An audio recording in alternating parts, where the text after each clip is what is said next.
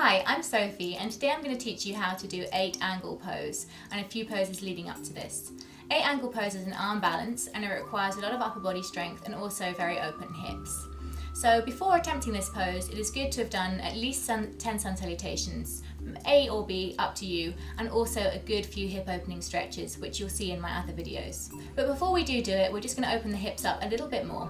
So what we're going to do is take the legs out in front of us, and then we're going to bend our right knee and take our right leg so that we're putting the right foot into the crook of the left elbow.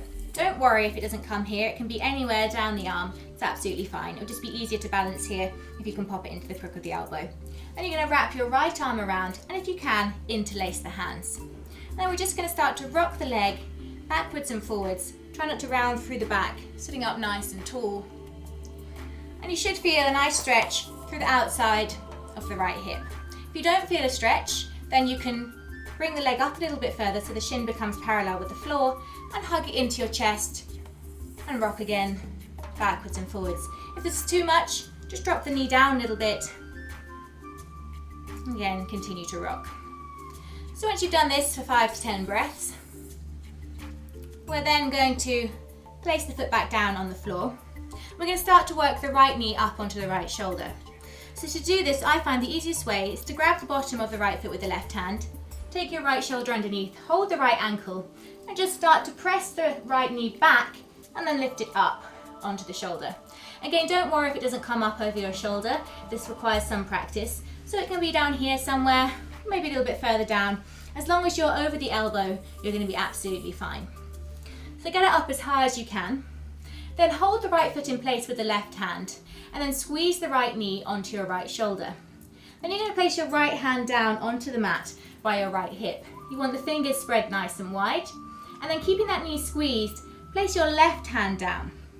Now for some of you, you may find it's quite difficult to reach the floor here, in which case it's good to grab your yoga blocks or a couple of big books and pop them either side of your hips. Get back into this position again, and then pop your hands down on top of your books. From here, you're then going to really engage your core and flex this foot so that you press through the heel. The only way we're going to lift up is by this leg being super turned on and the core being really turned on. So start to press into the hands, flex the left foot, engage the left leg, and then start to lift up off of the floor.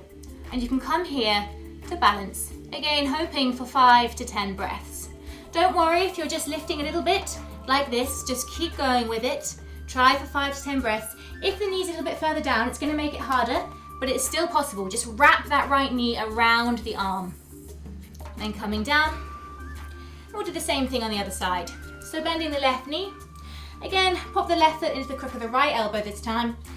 Interlace the fingers, sit up nice and tall. Give the leg a little rock, backwards and forwards, just lubricating that left hip joint. You should hopefully be nice and warm though now, after having done your sun salutations or a hip opening sequence.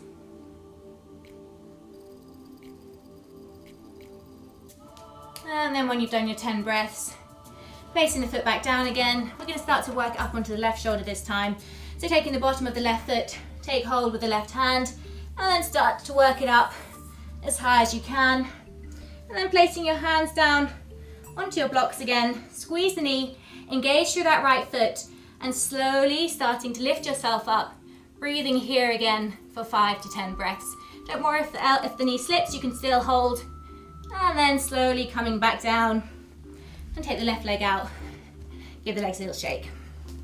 Okay, so you might just be working here today, and don't worry if that's the case. This is an advanced pose and it does take some time to cultivate. However, if you'd like to move towards the full pose, we can start to do that as well.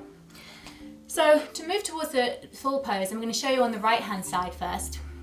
You bend the right knee, right leg comes up onto the right shoulder, take your hands down onto your blocks, and you kind of cross your left ankle on top of your right and flex both feet so that they lock in place and your feet don't slide off of one another.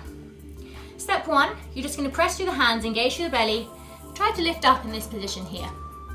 If you get this far, you're going to start to tilt your chest forwards.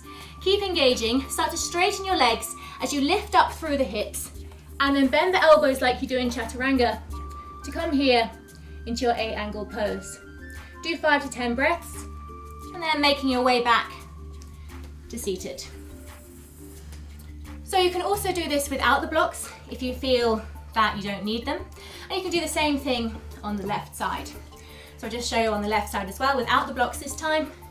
So working the leg up, hands come down, engage through the belly, flex the feet, and then starting to come out towards the side as you squeeze the thighs, looking forwards.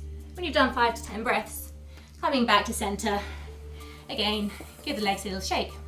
Thanks so much for watching today, this hip opening sequence and learning 8-angle pose. I hope you enjoyed it. If you would like to comment, you can do so below, or if you'd like to subscribe, please do above. Thanks for watching. Bye bye.